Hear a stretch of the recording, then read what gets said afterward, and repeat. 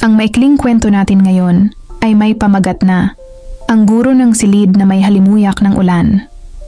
Si Ma'am Isay, isang gurong tahimik lang sa paningin ng mga estudyante, walang makeup, laging may buhaghag na buhok at may dalang payong kahit maaraw.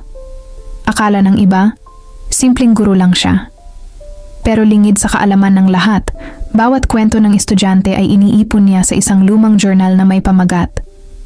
Mga hinanakit ng kabataan. Tuwing tag-ulan, inaabangan niya ang mga estudyanteng naliligo sa ulan. Hindi para pagalitan, kundi para tanungin, anong lungkot ang sinusubukan mong banlawan? Sa kwento, isang estudyanteng pasaway, si Jolo, ang unti-unting natuto magpakatotoo sa kanyang emosyon. Nalaman niya na si Ma'am Isay pala ay dating estudyanteng binaha ng pangarap pero hindi kailanman nalunod. Sa huling eksena, habang umuulan, iniabot ni Jolo ang isang papel, isang tula para kay Ma'am Isay. Hindi ka marunong magsigaw, ma'am, pero ramdam namin ang ingay ng malasakit mo.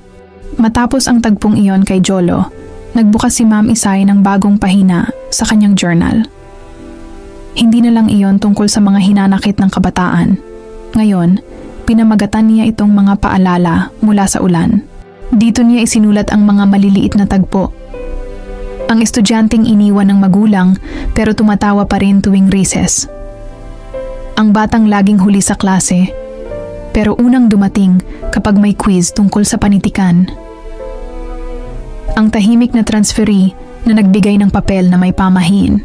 Kapag hindi mo alam kung saan ka pupunta, tanungin mo ang ulan.